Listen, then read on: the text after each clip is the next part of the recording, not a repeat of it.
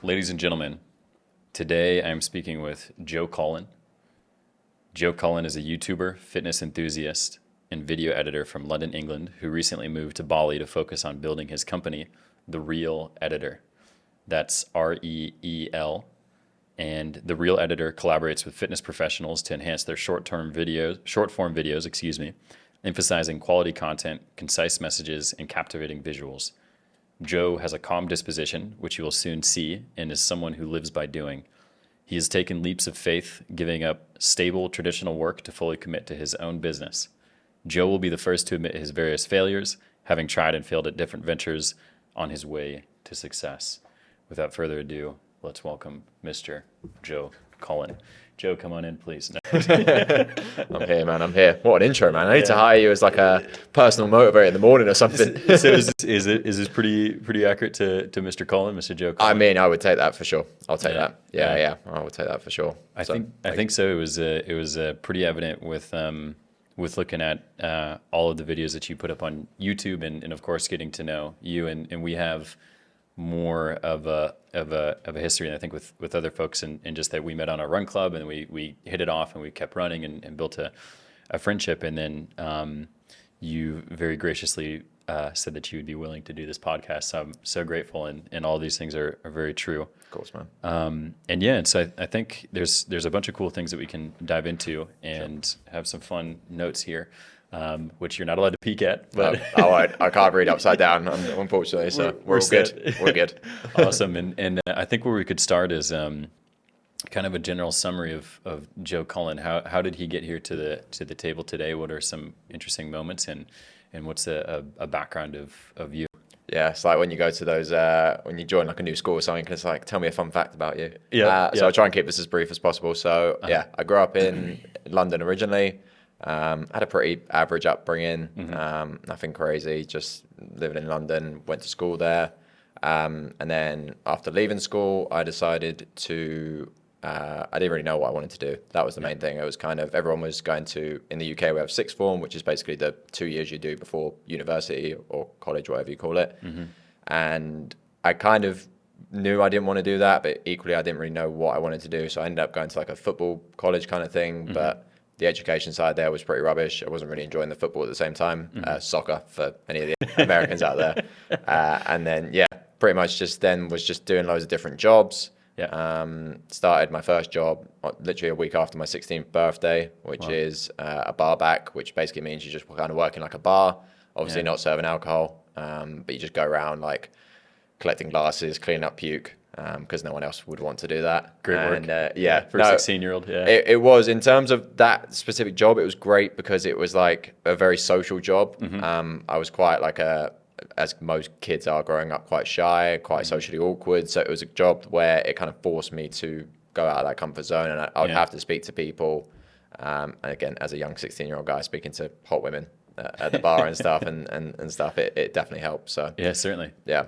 So it started with that, and then where did I go from there? I started working at just in a call center, kind of like ticket office kind of set up for a football team in the UK as well. It was actually the team I supported as well, so it was kind of like a weird angle of like fan, but also like staff. So I had to kind of make sure that I've stayed in the middle ground, but that was again a good job. And then COVID hit. Probably get censored for saying that. Let's say the big C-bomb hit. The C-bomb hit, and then I decided, I was like, right, it was the time where they was trying to do it working from home. I'm shouting at a laptop screen, like calling people who don't know what's going on. I didn't know what was going on, and I was just like, all right, I can't do this anymore. So there was a personal trainer company who was doing like a 6-week intensive course all online. So I thought that makes sense. I'm into fitness, why not do that?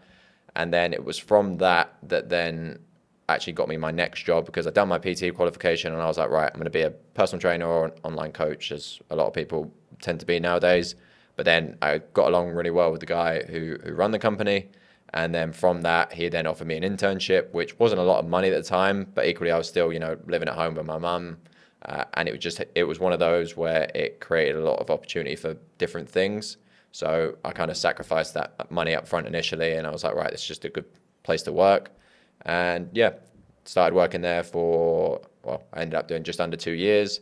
And then that's led me into the video editing today. That's incredible. And it sounds like a lot of really cool different experiences and especially now pretty cool that you're very close into podcasting. I know just from talking off screen with you.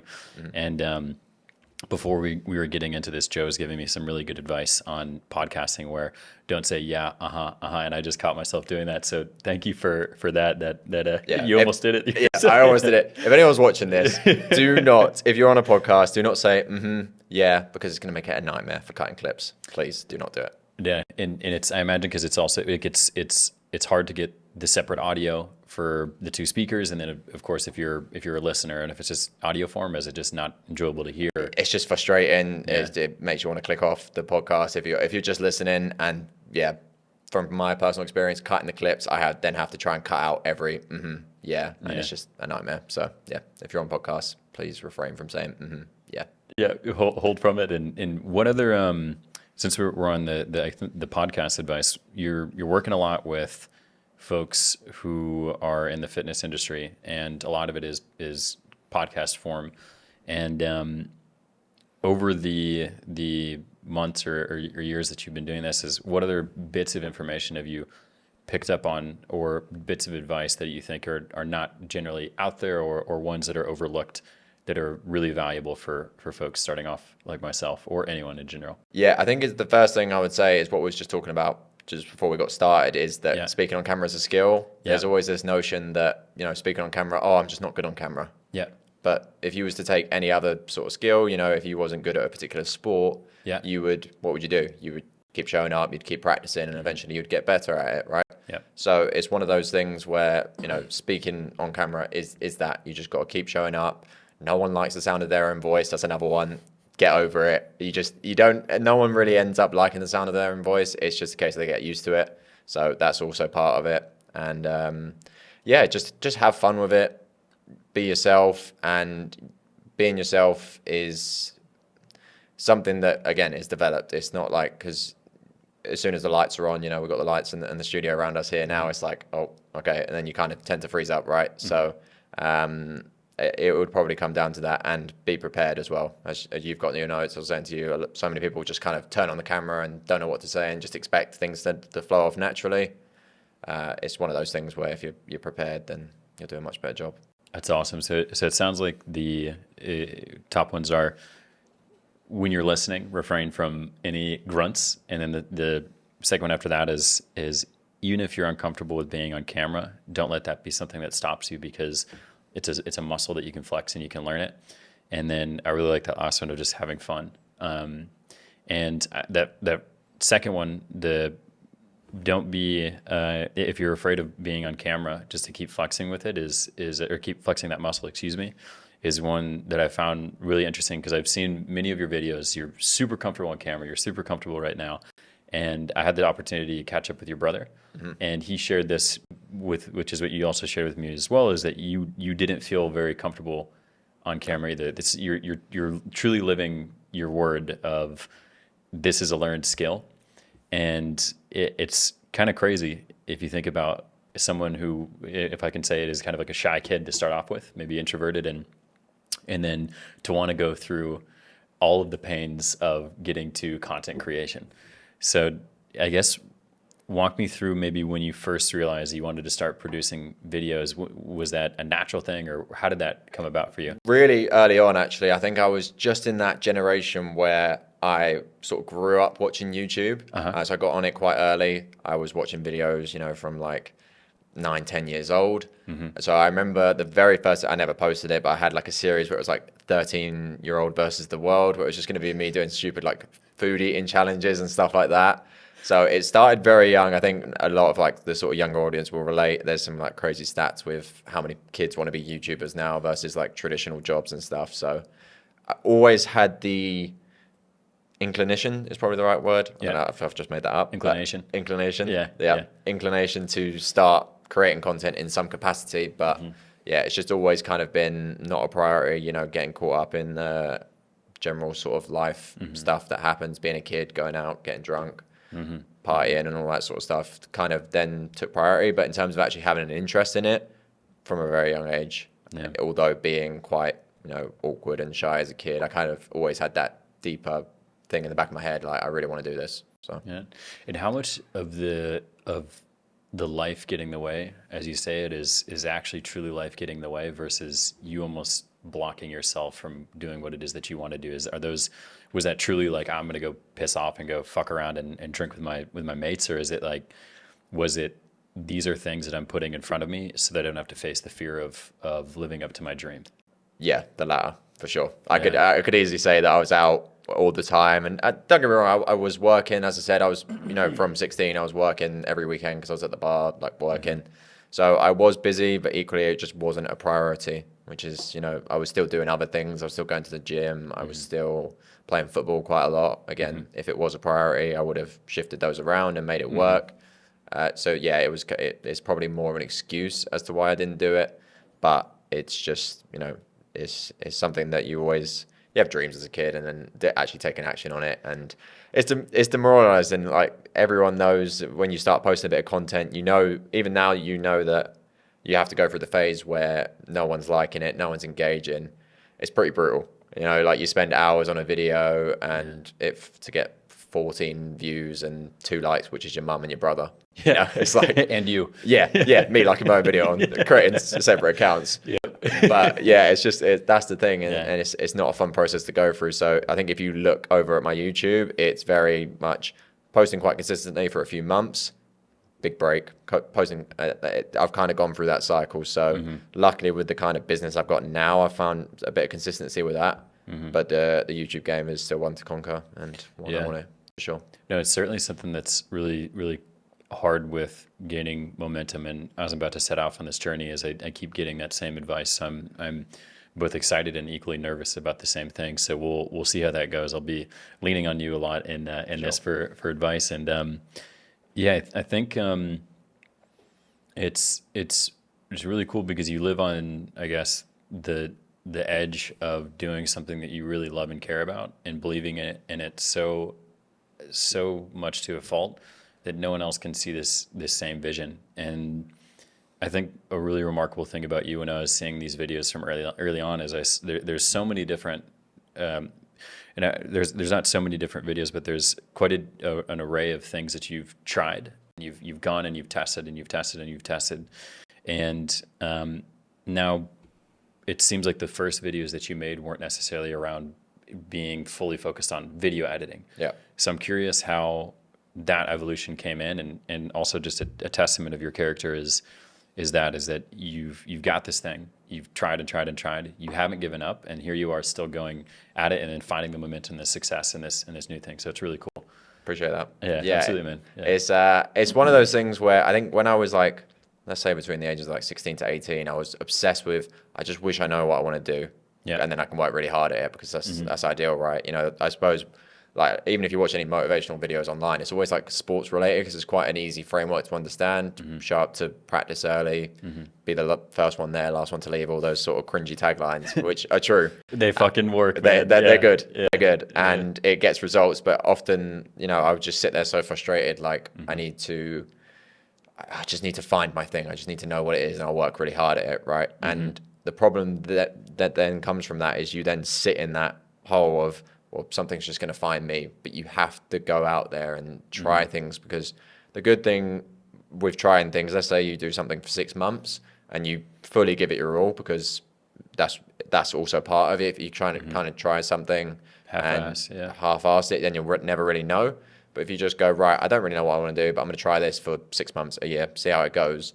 Even if you then don't continue to do that, the stuff you learn from that can then translate into other things that you do, right? So let's say that you're doing the podcast, you do it for 6 to 12 months, and then you then can take that skill of, okay, well, I know how to record content now. Maybe I'm going to create another business where we need to film content and I feel more comfortable on camera. So it's just having that mindset of giving something your all and being okay with if it doesn't work out, because there's always more stuff to do. Yeah, and it's such a great, like, practical way of making it so there's no like lost or sunken cost, or however you frame it, of there's no lost opportunity if I do this, because even if I go and create this type of content, or even if I go and try this skill, is whatever it is that I learned from that, it's going to help me after this 6-month period. And then, I wonder how many dreams die because of a lack of commitment and a lack of commitment to time. And then, like you were saying, with how you are consistent, is a lack of commitment to time and a lack of commitment to consistency. Yeah. And maybe so many dreams go to die when neither of those two are really bucketed. But it's so understandable, because it's you want to find your purpose, you want to find what it is that you're doing, but you don't want to waste your time. Like it's such a, which is where the irony comes in, because you waste time thinking about not wasting time. Yeah. And you watch more motivational YouTube videos, you watch more Jordan Peterson or whatever, and it's like, that is wasting time, So it's a very easy trap to fall. And I was guilty of that. That was me. I was Totally. like 16 to probably even up to like 20, 21, like just always watching stuff, always thinking about what I was going to do, and that isn't actually doing anything. It kind of triggers in your brain like, oh, I feel like I'm doing something. Even you said to me you wanted to start something up and you didn't want to tell me what it was, because you don't want the dopamine of saying it out loud, because then it kind of feels like you're doing it right. Man, exactly. And right before this, I had the combo with Louis, and we had talked about the same idea, is that if you say your goals too much, and I guess maybe it depends on the person. I think he is a community that helps hold him accountable, but you're exactly right. Is if I say it too much, then I'm going to feel like I had accomplished it. And the same thing with what you're saying is, like, you get that same dopamine hit from watching those motivational videos that are just equally as rewarding, because it's like you live in that imagination, but you don't put the dreams into paper, or the dreams on paper into action. For sure. Yeah. No, really, really, really crazy. Awesome.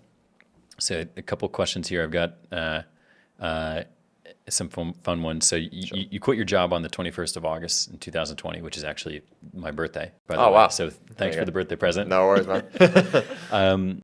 What ultimately led you to that decision? And this was the one where you left the football club that you were a fan of, and kind of what was the final hair on the camel's back that made you want to depart from there?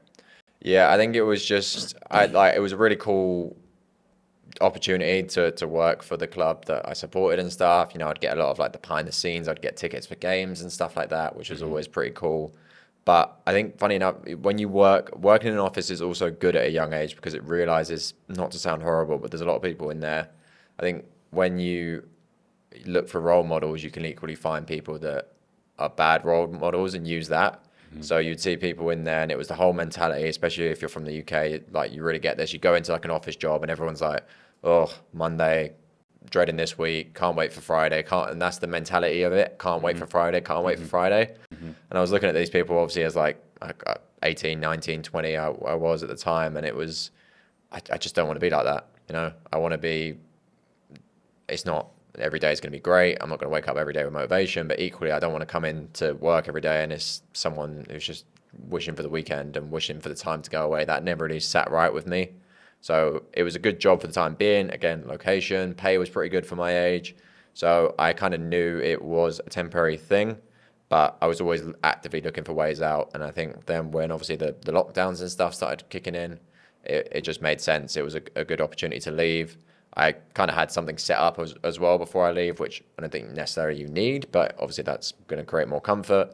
So yeah, I think that's probably what drove me to do it. Do you think there's more folks, more kids like you today that have that same feeling of going into what is exactly the same work situation that you had, and it's very similar in the U.S. and I imagine other countries as well, and more kids today than 20 years ago? This is probably a hard question for us to fucking answer, but the reason why I say that is YouTube is such a great educational tool. So you went into that job starry-eyed and excited, and then didn't find what you wanted, but knew there was something more out there. Like, and I think the same thing from you choosing to not go to uni as well, right? Like that's also such a unique thing that definitely was unheard of, decades back, and now it feels a little bit more common. What do you take from that? Do you think YouTube plays a role in that, or what do you think? Yeah, I think a lot of it comes to just people kind of do what everyone else is doing in their area, right? So it's like, again, what I said earlier, it's all my friends were going to sixth form and going to uni because that's what everyone else was doing. Yeah. And it's not like I was like I'm going to be different than everyone else kind of thing. It was just, I luckily, again, being the sort of youngest sibling, I had an older brother and older sister. I didn't, like growing up, I didn't have like any great role models, but I had a lot of people that, you know, I didn't want to be like. So then I kind of used that as well. Again, I also got lucky because I kind of was always consuming like educational content, like podcasts and stuff that was helping out. And I think that's the beauty of content. I think content gets a lot of bad rap because, of course, of its addictive nature. You know, there's a lot of bad content out there that kids could be consuming, but ultimately there is a lot of good content out there as well. It's kind of just the skill, which I was having a conversation with someone last week about, is like choosing what you listen to and kind of picking the best bits. Like, for example, you might have, like, I love Conor McGregor, right? The UFC fighter. And there's so many things from like his past that I really take inspiration from, but equally he's done some pretty stupid things, you know? So I think a lot of kids kind of get like a role model and then they'll just tribally follow them and do everything they can to be like them. But you kind of want to cherry pick good things from other people, and then that will then create you and what you are. That's great advice. So it's if you maybe see if a role model or an idol is something, is don't expect them to be perfect. Yeah, I wouldn't, just don't put them on a pedestal. You'll see a lot of things. I mean, I'm not a big believer in the whole cancel culture kind of thing, because I think that's also, you know, when they see like they dig out tweets from like 10 years ago and then they try and cancel for someone for like that, which I think is wild. Because it was a different time. But equally, you know, like even for me, like I wouldn't say anyone to be exactly like me, because I've done some pretty stupid things. I'm sure we all have, right? So, but you can just cherry pick and yeah, you'll go through phases. You'll like some people, and then you'll kind of grow out of it. You're always changing, and it's when you're in the moment as like a 16 to 20-year-old, let's say. You want everything now, and you hear the same advice. Everything's changing. You're going to change, and it's boring. It's monotonous. You want it now, but which again is probably a problem that a lot of people have, because everything's so instant on your phone and stuff like that. Is patience is such a hard thing to work on as well. Yeah, how do you cultivate patience in a digital world? I think it's just keeping you, especially for guys. I think it's just keeping yourself busy more than patience, because I'm not very patient with stuff. I think that's probably why I've struggled with content consistency as a whole, going through that like phase of not getting many likes but having to keep posting, which I'm thankfully in a position now where I'm kind of finding a bit of rhythm with that and momentum, as you said. But yeah, it's one of those things where I think just keeping yourself busy is sometimes a good solution as well. Yeah. Because it's very easy to sort of be idle and kind of just watching stuff and sitting at home. Like, I mean, if you have like a decent upbringing, you can kind of just live at home with your parents, get a normal job like everyone else is doing. And that's like, you don't have to be a crazy entrepreneur or YouTuber or anything like that if you're actually happy in that normal job. But 9 out of 10 people you speak to probably aren't happy there. They're kind of just doing it because it feels safe. So I think it's just probably a case of, to come back to the original question, it's just a case of keeping yourself busy as opposed to constantly thinking, right, I just need to be patient, because that's tough in the everyday. It's hard to think like that, right? So I think it's just kind of keeping yourself busy more so. Yeah, and I think the trope of wanting to stay patient could be actually, I don't even know if trope is the right word. I'm not going to correct you on that. Sounds good. Yeah, sounds cool. The idea of wanting to stay patient can be so tricky, because patience could be very easily mistaken for like, okay, hey, don't take action. But what you're saying is take action if there is, in order to reach whatever that is that you're doing, take action towards the goals that you set out. And stay busy, and I guess that's also to stay away from what would be a waste of time, which is like nonstop consuming content, and then the right kind of things that come. And I think from that as well, because I'm quite bad, if I'm looking through my phone, I'll get quite jealous of other people. And you kind of, if you spend too long on your phone, it's so easy to feel like you're not doing enough. Whereas I don't do it all the time, but I would try and look at like my friendship circle, or like people I went to school with, or people that I went to work with at the normal jobs, and think, right, like how am I doing compared to these guys or guys and girls, and taking that, because again, you know, if you look on your phone, you've got this 16-year-old who's making $1 million a month. You've got this 12-year-old that's got a 5 million subscriber YouTube channel. So it's very easy to kind of get caught in that and then feel like you're always behind. But I think kind of just looking in whether it be your city you live in, the small town, the school you went to, anything like that, kind of taking that and comparing yourself to other people is either going to make you realize how far you've come, or if you're lucky and you've grown up in an area where there's people being successful, well, then you want to hang around with them more because it's probably going to rub off on you and make you do better. Yeah, it's certainly, there's a quote that I often hear, which is comparison is a thief of today's joy, or comparison is a thief of joy. And it's often really quite tricky of equally one to see things as an example to live up to, but at the same time is think, oh man, how can I not be like this? How have I not found my own success? And then then you get lost in the worries of tomorrow, or the worries of what if and all of that, and then you move away from that. But a really good antidote to that you just mentioned is, okay, let's bring it back to the present. How can I be actionable? How can I go towards what it is that I want? Are there things that I can do? Cool. If I can go after them, I'm going to pursue them. Yeah. That's really tough, but a damn good solution. Yeah, and another quick one I think as well is just put your phone down. Yeah, there we go. The crazy power of just literally putting your phone down. Totally. Yeah. I think I'd say something to people. It's like, if you're in a rut, three things to solve it: put your phone down. Yep. Get some more sleep, and probably drink and eat better. Yeah. Maybe lift in there too. Yeah, I like that. Yeah. So many of life problems in the moment can be solved by just doing those things, and there'll be people that jump on that and take it out of context. But for 90% of problems, of course, it's probably a pretty good solution. I would add be social and be with friends to that as well. I think that's, man, I honestly didn't learn that one until like a year ago, and like how badly I need like this type of interaction, and also, man, like it just getting meta about this is like how wonderful that this content is here for also just like us. Yeah. Like how often do we get to sit down like face to face with someone and like get very, very honest and have a conversation? It's really cool. No other people talking, no phones. Again, that's another big thing. I feel like I hate on phones, but it's like you go out for dinner with your friends and like everyone's kind of checking their phone every 2 seconds. Yeah, put it away. Yeah, so no, it's good. Oh, it really is, man. It's really cool. Amazing. No, I think it's cool and awesome. So you evolving to become a video editor. I remember we've spoken about certain things here, and there's oftentimes you run into competition. And I think the competition when we were talking about this was quite interesting, and I'm curious if you share it again here, and if it's not the same answer that I'm thinking of, I'll just share what we said. But who or what is your biggest competition for video editing? Yeah, so I think video editing specifically, I did get into it at a lucky time. I had quite a lot of connections within the fitness. Obviously, so the company I worked for was like training people to be personal trainers, but it had quite a big following. I think at the time on Instagram, it was about 100,000 followers. Yeah. So it was quite well connected in the fitness industry. So then when I branched out and was reaching out to people, I could kind of use their name to kind of have that familiarity.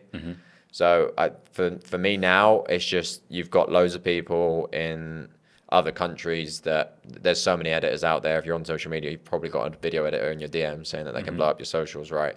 So you've got so many out there.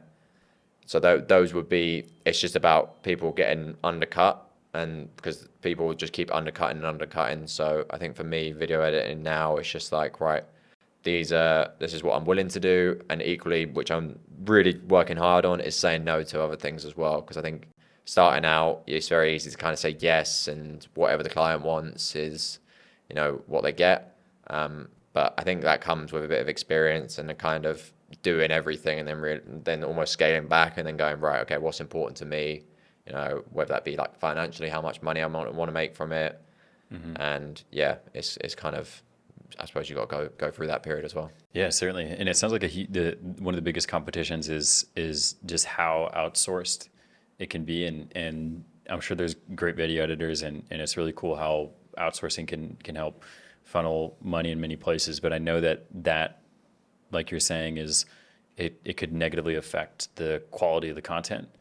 And then back to the point of how content gets a bad rap, and I think it might get a bad rap from maybe how those dynamics are, where it's just a matter of, hey, let's pump as much content out as you can per day, which it makes sense from a consistency basis. But if there's no intention behind it or quality behind it, I think that's where it's easy to shit on video content, shit on Instagram pictures, whatever it is, because there's no meaning behind it.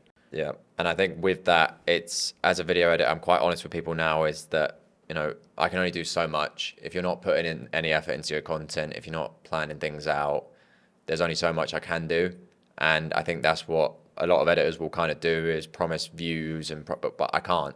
I physically can't do that. I can do absolutely everything I can to make the hook interesting, to keep it as short as possible. But ultimately, you know, if you're not showing up on camera and you're not giving your best and you're not scripting out your videos, whether that be bullet points, line by line, obviously I'm talking specifically short form here, but that's going to be the ultimate determining factor. You know, if you watch any of your favorite creators, so for me at the moment, it's probably Alex Hormozy, I would watch, and you can see in his content now, he'll upload a 90-minute YouTube video with hardly any cuts, and it's him and a whiteboard, you know, and people, because he's kind of built that trust, built that people know when they click on his video, they're going to get real value, then they'll do it, you know, and it's not the edits, it's the content at the end of the day. My job as an editor is to save people time, save people stress, and of course, be proud of your content as well. I think that's something that's like underrated, is how do you feel about your content before you hit post? So many people just like are kind of, oh, here's another post. And I'm not saying every day you're going to post and you're going to be buzzing to post, right? It is a job at the end of the day, and you've got to keep up that consistency. It's the same with the gym. You know, you're not going to go into the gym every day positive as you like. But yeah, I think having that, if you feel proud of your content and you look at it and you're like, oh, that's pretty decent, then that's going to make you want to post more because you're actually happy with what you're putting out. And then of course the audience will see that same intention behind that, and the value is, the actual value for the exchange is there. Yeah, and people can feel that. You know when you meet someone and they're talking about, I don't know, a hobby they're interested in, they can feel it. So I think a lot of people kind of will do content to tick a box rather than actually being passionate about what they're talking about. And it's a weird human feeling that we can just tell when someone's actually truly passionate about what they're talking about versus when they're just saying something because it sounds right, or they've seen someone else create a video and they think, oh, I'll just do the same thing and it will work for me. You know? Yeah, or the lifestyle that they see with it, and it's like, hey, I want to be a YouTuber, I want to be a video editor, without actually going through the rite of passage, For sure. the steps to get there. It's like, oh wow, that looks like an exciting, fun thing, and all you have to be is just me. Yeah. Which is quite a fucking cool life to have. Yeah. Well, maybe as a theory, but like actually living that life, you probably go pretty bored. But I think it's the same as like an athlete as well, right? Everyone like probably as a younger kid wants to be an athlete, and that was kind of where I got lucky in a sense of when I was at the football college, it was one of my best friends was like a professional footballer at that time. So I was looking at my actions versus his actions, and like he's never even tried alcohol, you know, he wouldn't go to really any like house parties growing up, he wasn't going out the weekend, and if he was going out for a meal and being back home by like 9 p.m. latest. And it was like little things like that, and I was like, right, I'm not doing that, I don't want it as bad as him, so I don't deserve it, but I'm not going to get anywhere with it. You know, I'm kind of just spinning my wheels here for the sake of it. So yeah, no, go on, you go. No, I was gonna say you're not willing to give up all of these things exactly in order to get that one big piece of cake. 100%. Yeah. I wasn't willing to, and that was the big sort of. It timed it well with like an injury I had at the time as well. But I mean, that's what everyone says. You know, if I didn't become a pro athlete because of the knee injury. You know, that's what it was. Mine was a hamstring, but otherwise I would have been in the Premier League. Yeah. You told me that's the running joke in the UK. So everyone in the UK you speak to at a pub or something, it's like, oh, I had trials at X club, but I had this knee injury, or I had this ankle injury, and it's just a thing in the UK. So. I love it. No, but it's so true. It's pretty cool. You had a friend that you were so close to that had that life that kind of showed you, hey, this is the actual ugly side of success. Or perceived ugly, like these are the things that I have to do. Do you want it? And if the answer is no, you don't want to go it, then you choose something else. And we never had a conversation about that. Like he probably didn't even know that I was even thinking that, or because like he's not an arrogant person or anything like that. So he was never knew about it. But I was constantly looking at his actions, and again, it comes back to just learn from other people. Whether it's good or bad, you can learn so much from just watching other people and what they're doing right and what they're doing wrong. Again, that's perception as well. You might do something what you think is right, and then you copy it, and then you realize, oh, actually, it's not for me, or what have you. But yeah, learning from other people is probably what's allowed me to get where I am today and to keep going. Certainly, and I think you mentioned it earlier, but the learning through other people in some of this, but more so maybe on negative habits of things you don't want. Yeah. I think that's one of the really interesting things that you had mentioned. So even if you don't have positive mentors in your life, you can give a subjective analysis of your situation or what a good life or what a good person you want to become. And then you can look around and see if any of those people line up to that.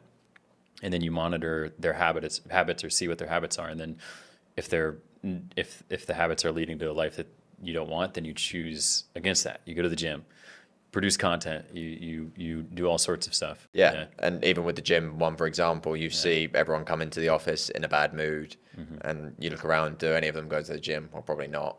So all right, well, let me try this gym thing because people online are saying that it boosts your mood and makes you feel good, and you try it and you're like, oh wow, these like This is awesome. I'm gonna keep doing this. So yeah, for sure. I want to go back to the convo the point we were just having on Alex Hormozy and how the trust that he's built, and from what it sounds like is oftentimes creators might put out similar style videos as Alex Hormozy, where he can stand in front of a whiteboard and people know, okay, hey, Brand, this guy knows what he's talking about. He's proven it out multiple different times. And so I'll listen to an 1.5 hour video of him standing in front of a fucking whiteboard. Before getting there, it sounds like a good path is to really, really focus intentionally more on the short form video content. And is that just because of the nature of it's way easier to digest because of a time commitment, where like I'm no one at this point, but if I am super intentional on these small videos, then that could build to this longer production. Yeah, I think the short form is just a lower barrier to entry. I think it's the first thing. I think when it first came out as well, like across all platforms, it was kind of getting pushed quite a lot. So I think people were seeing sort of immediate sort of gratification and growth from that. I think that's played a big part. When like TikTok first came out, it was pushing Reels, TikTok, sorry. It was pushing those videos out, and it was, like if you're seeing your videos and you're putting like 5 minutes into a video and you're getting thousands of views from it, of course you're going to just keep doing it. So I think part of it is that it's low barrier to entry. It's not as intimidating. There's not as much work that needs to go into it compared to like a YouTube video or a podcast. And then I also think, it's constantly getting your face out there as well is important in the early stages, because there's so many people creating content now online, and someone might see your video, and I'm terrible at this. I don't really like posts or anything like that, but I'll be like, oh, that guy came up, I watched the full video, and then I'll swipe past, but then I'll see him again and again, and then that's when the sort of trust thing gets built. Then I might hit follow, then I might continue like liking his stuff, then buy his products or whatever. So yeah, I would say that's mainly the main thing. I think there's definitely people out there that have kind of, it's funny, before the sort of short form stuff came out, I think now there's a lot of YouTubers that are struggling with short form because they've kind of always done long form, and making that transition almost backwards in a sense it seems like a struggle for them, because you kind of watch their short form stuff and it just feels a bit awkward and a bit forced. They're kind of just seeing monkey see, monkey do. But I think, for a lot of people, we've kind of, especially now, it's going to happen more and more because people are growing up on short form content. So it's just that lower barrier to entry is probably the bottom line for it. It's a really interesting observation of it's harder to do long form to short form. And it makes sense, I think, because how do you condense a whole message into 15 seconds? It's doable. But some messages aren't best digested that way, right? It's very hard to sometimes explain it, because you can never fully explain your concept. If you've got an idea and you can never talk about it, especially in short form. Let's say that you think like skinny guys should dirty bulk. It's like always go back to gym and jump. Skinny guys should dirty bulk? What did you say? Yeah, you never heard of dirty bulk? Dirty bulk? No. Bulk. Oh, dirty bulk. Like okay. Dirty bulk. No, this is not a weird kinky pedo fetish. No, dirty bulk. Okay, got it. Yeah, got it, so got it. Kids, young guys should just eat as much as they can, right? Yeah. And it's like, you might have your opinion on that, but you'll then, in a long form, you can give pros and cons of doing both, maybe where it's applicable and where it's not. Whereas in short form, you don't really have the time to do that, right? And people then, you kind of have to take it one stance, and then people will jump on you, and it's like, well, I know there's always exceptions to the rule, but you kind of have to speak in general rules with short form, whereas a long form, you might be able to cover sort of all angles with that. Yeah, it as you were saying that, this made me think of of how much short form content, when you're talking about something that is someone's health and someone's well-being, is it when you condense something like that, and usually like the biggest brightest light or whatever that is going to get the most attention. So if someone is like, this is an end all cure all to obesity or hair loss or whatever that is, and that's going to go out and that's going to become viral, and like as a young kid who's susceptible to all these quick videos, how is it that you filter through that bullshit? It's tough. Yeah, because you're so impressionable at that age, right? And Yeah. I was definitely guilty of that. You just see things, and again, you think it's right, so then you go all in on kind of that mentality, and then you kind of bounce between like extreme sort of points of view, and it's hard to then know what's right and what's wrong. So yeah, that's a whole kind of learning experience in itself. It is. I think that just goes back to your point of putting the phone down. Yeah, It's also that's such a fucking crazy thing as a parent. Imagine trying to put barriers on your kid's phone like time. I just can't even imagine. I mean, you see 2-year-old, 3-year-old kids with iPads in their hands, and yeah, stresses of life. I mean, the parents are probably working like fucking crazy, and they're in a job that maybe they don't like, and they've got a kid who's fucking yelling. Quick, easy thing is like, okay, let's give him an iPad, but it's insane. yeah. And then it also then comes to saying if you go and say, right, kids aren't allowed any technology, but then your kid always sees you on your phone all the time. Yeah. Well, then where'd you stand on that? Obviously, Yeah. I'm not a parent. I'm not going to give any parent advice, but yeah, it's a tough. Just an observation. Yeah, just a tough game to play. So Yeah. No, it certainly is. we'll Yeah. figure out. No, yeah. Hey, we'll see. Let's hope so. Yeah. We'll do a round 2 in 10 years and see where we're at with our Oh, kids. if I gave him 3 iPads, and it's going to go terribly. Yeah. Amazing. They each have 2. No, but I think it's really interesting, and it's quite cool. There's going back to just the short form of video content, and it's cool when you're able to do that as well, because it's I guess everything is like feedback, and you've lived this in so many ways of how many things that you've tried. I've seen early motivational videos that you've put out. I've seen videos about doing tests, travel, and fitness, and then kind of just waiting till they stick. And these short form video contents give you that quick feedback of like, okay, cool, like this got like collectively maybe 100 views, this topic, but then here this single video got 10,000 or whatever. I'll lean into that. Yeah, it's a really cool way of quick feedback, and Yeah. just an observation, nothing more of No, that, for but sure. Yeah. Yeah. What is the ugly side of quitting your job and pursuing your dream? The constant feeling of. That's a good question.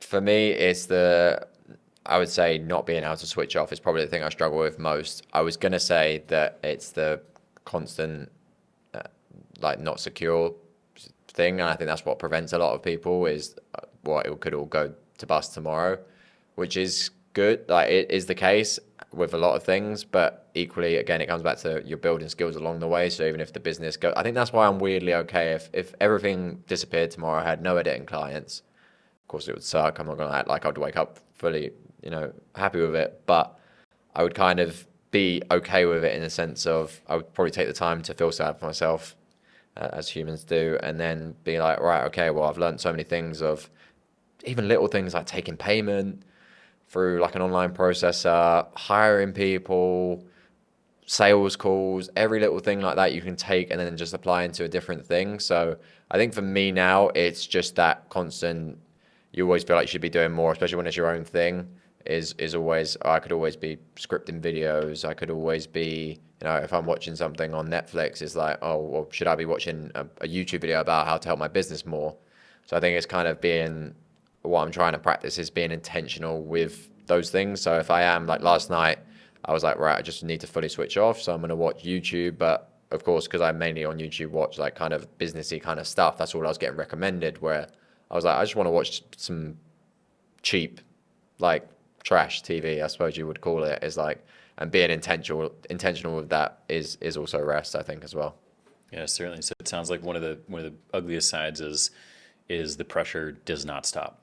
Yeah, And it only, I suppose I don't think the pressure gets less and less. If anything, the pressure rises. You just get better at dealing with that pressure, right? So then, when you're first starting out, it's the pressure of actually getting money into the business, which can take, I was very lucky. I kind of started doing it whilst I was at a job and then saw the potential. So, but, some people, they might not land their first client for 6 months. And that, again, that constantly showing up, constantly getting on calls is brutal.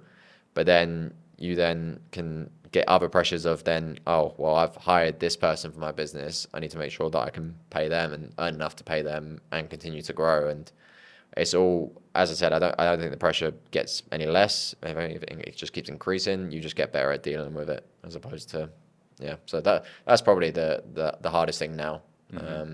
I think the security thing is a mental facade almost, what people have, especially, again, I'm speaking from like kind of people in my area, that what they always say, they want to start something and it's like, oh yeah, but I don't want to quit my job in case it all goes wrong. And it's like, my thing for me was, well, if I quit my job and it all goes wrong, I'll just go back and live with my mum, which in some ways isn't, you're in a comfortable house, you're in, and again, I speak from a very privileged position. Some people might not be in that situation. If you've got kids, if you haven't really got a family you can go to, obviously take what I'm saying with a pinch of salt.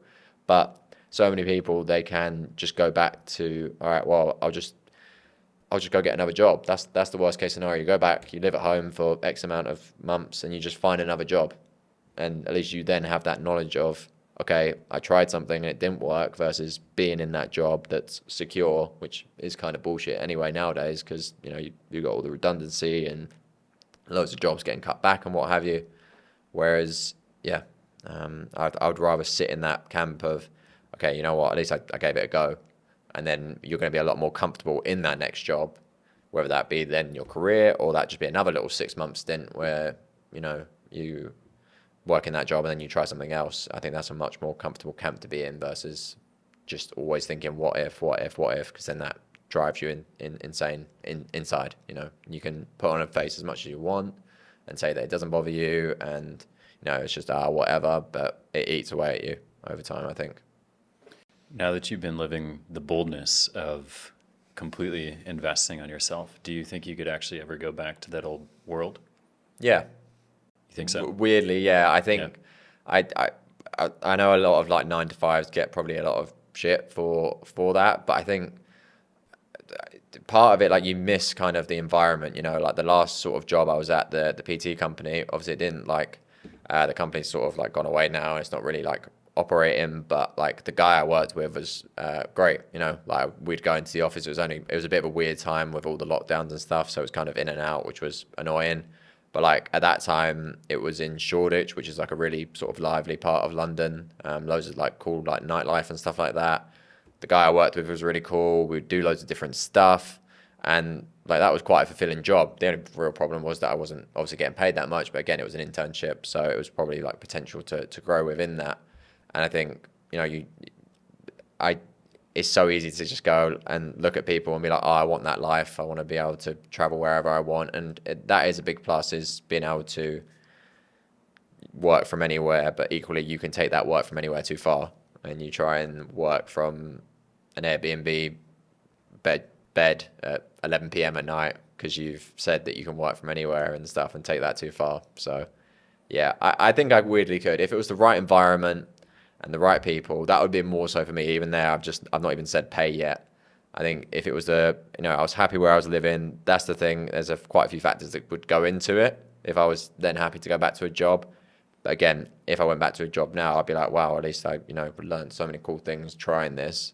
And then it would probably, in my mind now, I'm even thinking I would probably just go to a job and then try and start something else again. So I suppose maybe I couldn't fully settle in that life, but equally in my mind, when you said it now, I think I could be content.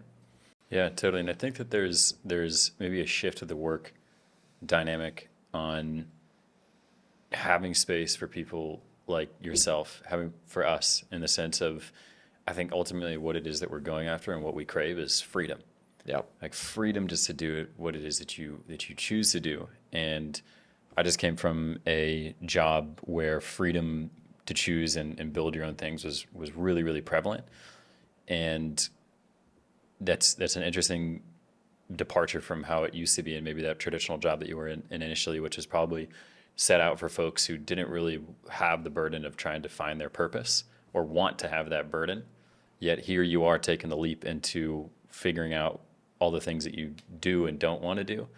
And ultimately it's from what I understand is to pursue your own path of freedom, and going back to a company that maybe in the more traditional sense that is a 9 to 5er, because you're right, it gets such a bad rap, but what does that really mean? It's just every fucking company started the same way how this is going, and so they probably there's probably an incredible amount of really cool companies that still enable that freedom, but would be identified as a boring 9 to 5. For sure. But Yeah. that your freedom then becomes, as soon as you go home from work, you don't have to think about it. True. Or you shut the lights off. Yeah. You go home. Or you get the weekends and you fully get that time off. Yeah. Whereas when you kind of do what we're doing, you don't, and everyone goes, oh yeah, you don't get that freedom, but then you get to be able to go, yeah, it's a trade. You know, you kind of trade in one thing for another. So yeah, it's kind of defining that freedom, and it depends on, you know, what sort of stage you are in your life. If you've traveled a lot before, maybe you then want kind of the consistency and routine again, because I think that's an underrated part of it as well. When you kind of community, big one as well, which I've sort of learned a lot about living in Germany particularly. So yeah, it's a big part. We talked about that one, and that for the audience was, there are certain cultures that maybe aren't the most welcoming. No hate on Germany. No, yeah, I'm German as fuck. Entschuldigung. Yeah. Es tut mir leid. Was that German? Yeah, Okay, that was sorry in German. amazing. Yeah. So exactly what he said. Yeah. And there's always when you travel so much, you go and you expand your horizon and your perspective, and it should be done no matter what. No argument against that. But after some time, the travel of it gets somewhat maybe lonely, maybe boring, maybe repetitive, maybe exhausting, all of those words. And you start to develop this craving and this love.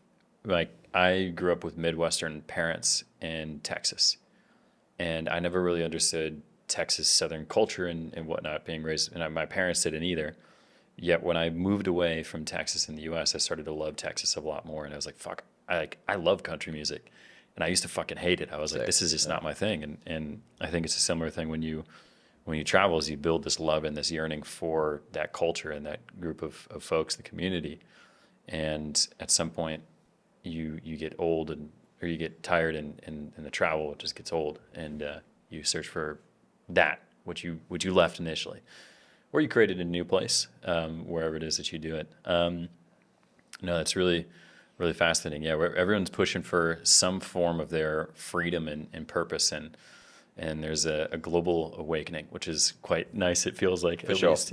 Yeah, it's exciting. Yeah. You, like, even when you speak to people, I think when, like, it would be the same as like our parents, you know, their ideal life was finding, growing up in London, like a city kind of, it was get a good job up the city, and that's like the epitome. I don't know if that's Epitome. right. Epitome. Yeah. I don't know why I say What epitome. did you do today? Yeah, I don't know. Anyway, yeah, that's the epitome of like life, is like get a good city job, you know, have a consistent income, and like that's. But I think now, even like speaking to like older people about what I'm doing, it's always a much more open mind to things. So yeah, it's cool to see for sure. That's such a great observation of like what we have is the dream of our parents. Correct. And that makes me think of whenever I would talk to my parents about a risk or a leap of faith that I would want to take, they would look at it with like, whoa, are you sure you want to do that? And I never understood it. I was like, I have so much belief and conviction that this is the path that I want to go on. How is it that you don't see this? But you just connected the fucking dots. Is like, I just came from a stable job. You just came from a stable job. We're making good money. We're living in the city. Why would you want to go to fucking Thailand at 19? Yeah. Why would you do that? Why would you do it? Because you realize what it is, and just because what they've, you know, seen as their ideal isn't your ideal, you know, and it's okay, you have that set up, but you can always come back to it. You know, again, speaking from a privileged position, but you can always go back to that standard job. Nothing's really going to change in that sense. So I think it's just a case of, well, why wouldn't I? is kind of the question, and you're going to learn a lot more by going over there. And even being here, like, I think it's crazy. Like, I gave like a tip to for anyone who doesn't know, Grab or Gojek out here is basically like the Uber of Bali, right? And the maximum tip you can give them is 100,000 Indonesian rupees, which is equivalent to about £5 if you're from the UK, let's say $7-8 US. And he was like over the moon, like wild. And it was just like, especially in the US, the tipping culture is pretty crazy. Like, you give someone like $15 and they're like pissed off almost. And it's just like, that guy like sent me a message, he was like, this is so much money, thank you so much, I want to be like you one day. And it's just perspective. So yeah. So part of the reason why I go into Thailand is you build that perspective essentially. And yeah, why Thailand specifically is because you literally went at 19. I did, yeah. Like, it was, I went to Bali first and then Thailand straight after, and it was just, I was just seeing people online doing it. I was like, well, why can't I do that? Why not? And it's awesome, it's, the worst way is you go, you don't like it. And obviously, as long as you're not being stupid and taking crazy drugs at crazy places and doing stupid things on scooters or something like that, you'll be all right. And you'll learn a lot more from that. It's going to sound arrogant, but I think I've learned a lot more. It's hard to promote travel without sounding like a hippie, right?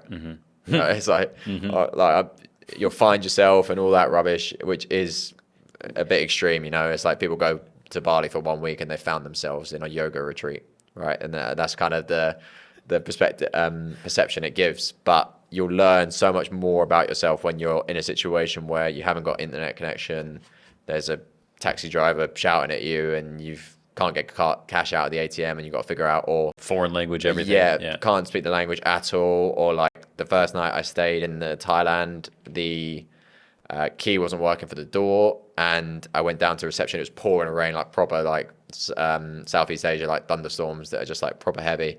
I've gone all the way, it's on a really steep hill. I've gone downhill to the reception bit. Obviously, it was the person doing the night shift, didn't speak a word of English. So I've had to then go back up, climb over to get into my apartment, and then unlock the door. And it's just all little crazy things like that, which create cool stories, but then also like you just learn things about yourself and how you react to certain situations, which you wouldn't get back home. And how good did that feel to solve that problem? It was just funny because it was like a friend's place that I was staying at the time. So I texted him, I was like, your door don't fucking work. Like, sort it out. But like, it was such a sketchy door as well. All part of the plan. It was like a proper sketchy door as well, where it's like you're leaning on it and you're just like wobbling. You're like, this could like smash. And then I've got an open door all night. Thailand. And it's just like amazing. In the moment you find it stressful and you're like, what the fuck is going, why am I here? And then the next day you wake up and you're like, well, it's actually pretty cool, like I'm glad I did that. So I solved a problem. It was me alone, and now I know that I have enough agency to be able to solve whatever problem that I'm in. Sure. It's really cool, and I think that's a very eloquent way of saying it in a fun story is London, San Antonio, anywhere in the US or UK or developed world or wherever, is you're used to just living in this comfort where you don't necessarily have to go through anything where you figure it out on your own. And when you're put in that situation, you find the beautiful truth that you can fucking take care of yourself. Just go and do it's perspective as well, because you probably living in those places, you think your current problems are big problems, but then you go somewhere else and then that gives you the perspective. So then when you come back, you're like, oh, well, this guy cut me off in traffic. Like, is it really that deep? We say in England, is it that deep? So it's just little things like that. Then it gives you the perspective when you come back home. You're like, well, this isn't as bad as what I've done before. It's kind of that mental thing as well. Yeah, totally. Yeah, perspective of where do I put my energy? Is it in negative things, or is it in okay, I'll let it go and focus on the positive? Man, travel, absolutely beautiful. So I've done a lot of research on your social media. I've asked your brother some cool stuff. Shit. You didn't find all the dick pics, did you? Yeah, they were everywhere. It was an hour-long video of you in front of a whiteboard. And it said, "Ode to Alex Hormozy." Yeah. It was wonderful. What is something that you even actually gave me access to your private social as well? So appreciate that. What is something that people won't learn about from your social media? So what is something that I would never have discovered about you on your social media? That's a good question. How deep do you want to go? As deep as we can. Probably, I had quite a lot of like suicidal thoughts when I was in those early years as well. When I said like maybe 16 to 18, that kind of, it was a weird spiral of that obsession with finding my passion and not finding it, and just feeling like, oh, well, if I just knew what it was, then that I would work hard at it, and kind of then torturing myself internally of like this, you know, like I need to find it, and I just can't. And that was then, it was an excuse, right? Because obviously I've then found out to kind of put that energy into other things and just do stuff, and then you'll figure it out along the way, right? But yeah, it was pretty brutal for that time. I didn't like really speak to anyone about it openly. Funny enough, if I did speak to someone, I would speak to a complete stranger on like a night out and just like kind of throw it on them, which is a bit weird. Don't do that. But then it would come out in that way because I didn't want anyone close to me knowing about it, you know? So I think, yeah, probably during that period, it never got like too extreme where I had like any like attempts or anything like that. Probably the worst was there was a particular weekend where I would just cross the street and I wouldn't look where I was going, as in like you obviously check left and right before you go. It was just kind of, right, I'll just walk out and see what happens. So yeah, that was probably like the worst it got, which I don't think I've really touched on before. So yeah, it's a weird one because I can speak on it now like quite open and honest, and it doesn't really affect me. It feels like a long time ago, but yeah, it's one of those things where like I see like stories of, you know, this person's killed themselves because of this and that, and then I can kind of have a different perspective on when seeing that. So yeah. So thank you for sharing that. And how did you walk yourself out of those dark thoughts? Just it was more of an unselfish reason of, if you're talking specifically about the sort of ending it, it was just thinking like, how is my family going to react to this? How are my close friends going to react to this? And kind of having that unselfish mindset, because as probably, I'll need to clarify this, but suicide is a selfish decision because you're only thinking about yourself and how you feel about it. Whereas, again, I don't know everyone's situation, but you will find that there's someone that, you know, values you, you know. Tremendously. So it was kind of, I was lucky in the sense of I had people that, you know, like close to me that although I wouldn't talk to them, I knew that they cared a lot about me. So that would then kind of, you know, if I like did ever get into the dark thoughts, it was like, well, I'm not going to do it. I've just got to like find a way out and stuff. And yeah, that was probably the thing, just thinking about how it would affect other people. And I was like, all right, well, I'm just going to have to keep going. And it was a long process. Like it was, I mean, probably 3-4 years maybe. Yeah. And like, just, again, it was just continuously doing it. I would go through like, not episodes because that's the wrong word, but go through like little moments, little dips. And yeah, and then I would just kind of learn from it, and then learn the triggers as well, and then try to not put myself, like same as like anything else. Like if you was a alcoholic, you probably wouldn't go to the bar. Little things like that, you would just kind of like prevent yourself from going to. So like I did quite a long period without drinking as well, because then I'd find like drinking would kind of then make me think about stuff more, and yeah, just little things like that really. It's awesome. It sounds like one of the best things that you put into practice was bringing awareness to your life isn't just valuable to you. Your life is of value to your mom, to your brother, to your dad, to anyone else in your realm. And when you start living for for other people is where maybe that's where motivation comes in, or maybe not even just them, but just someone in your world. You know that, yeah, I can't do this to them. Yeah, for sure. It's just, yeah, sometimes just got to kind of look at yourself in the third person and think how it would affect other people. I think that's the only real thing that I could say that drove me to not ultimately make that decision. Again, I'd say it in the kindest way possible. It is a selfish decision. I'm no expert on the subject, but that's how I felt in the moment. It was quite a selfish decision to then take action on that. So yeah, that would probably be the thing I would lean on if you can. Yeah, it's incredible. And when you were going through because it's a long period and it's really challenging, I think. So full confessions, I've had suicidal thoughts as well, and I actually had a suicide attempt at some point in my life. Wow. And I'll get into that at some point. Sure. But it's crazy because these thoughts come into your head and you never think that you're someone who would have them. Yet it comes up as like a solution to this problem that you feel like there's no way to get out of it, but you realize there is like you live for other people. You know that there's agency and there's action to take it, and there's ultimate beauty in it. And but it's almost wild to think that you yourself have these thoughts, but it's totally normal, because then you realize other folks have that same propensity to darkness as well. Yeah, well, like I've just found out about you now. Yeah, so there we go. There you go. It's crazy. Why don't you tell me more of your story? How did it happen? It's maybe another time. That's Okay. Fair enough. That was quite a long one, and Sure. that, but similar in the sense of challenging moments of when I would get to places where I thought that there was no way of progressing, and thinking that the solution was to end everything. Yeah. And in a similar way of realizing, it's not just about me. Is how could I do this to my mom? What would be her reaction? I think in some senses as well is the reaction, like I almost somewhat got joy out of people feeling sorrow for me having passed as well. Right. If that makes sense, is like, wow, well, if like I'm imagining folks like at my own funeral almost, or imagining my folks who realize the death of myself and the sorrow they have that, and like it's like almost joy from it, and then realizing that's such a ridiculous thing. Well, it's not ridiculous because it's a real thought, and it occurs, and I'm sure it occurs with other folks, but there's people have so much more joy with seeing you every single day, and then the love and joy and gratitude that they get to share by having you in their life. And so that's the thing to remember, and the thing to push for and step toward. And so For sure. yeah, but it's a wild thing to face, and it certainly feels like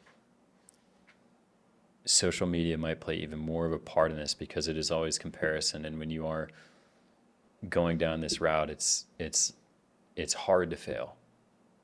It's hard to face rejection. It's hard to see other people who maybe you perceive that they don't deserve whatever success they have, and so you think the world is unfair, and you think that why would I continue living in this unfair world? I'll depart from it. And but the beauty is that there are people from across the world, a gentleman from London, a man from San Antonio, who experienced a very similar thing growing up, and there are solutions. Well, wow, I this light over here, which tells us that the time is up. I think that is the time of it, but I can't think of a better way to end this. I think there's one last thing that I just want to share here, which is more so just a comment on your character. Your brother Dan shared a lot of really amazing things, and you actually, yeah. And he said ask about the dick pics. Bastard. Yeah. No, but and actually this is funny, because you told me about this story as well on a run one time. But I asked him, what are some cool things about Joe that highlight his character? And he said, well, there was a time when we were all at our aunt's funeral, and Joe complained about mild stomach pains. And then the next day, Joe was in the hospital getting his appendix removed. And then when asked about, hey man, what the fuck happened? You're like, well, at least it's gone now. Yeah. And so it's more so is I think that's just a mindset that's really cool. It's evident in all of your videos. It's evident in this conversation. You see challenge, you see things that you want, you pursue them despite the whatever, not succeeding initially, but you keep going. And even with this, it's like, hey, life happened, I'm going to keep moving.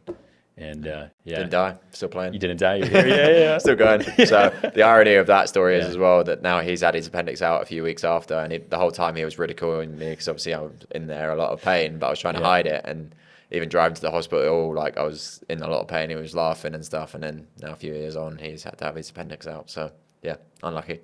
And yeah, so no, it's just one of those things where you just got to go through some things sometimes, and in the moment it's hard to have that perspective, but the more you do it, the more you learn from it, and you just kind of then almost like have a little laugh to yourself and be like, oh, now I'm in one of these moments, let's just write it out and figure it out. Yeah, life happens, and we're gonna ride it. For sure. Man, Joe, well I'm so grateful for our friendship. I'm so grateful for you agreeing to do this. I think did we talk yesterday or the day before? Yeah, something like that. Something like this. I told you I was doing this new thing, the podcast thing, and you said, man, if you need me on there, I'll be there. And I said, Really? 2 days later, you down and you said yes. So, For sure, man, bro. I very much appreciate you. Looking forward to a long friendship and the success that we'll find together.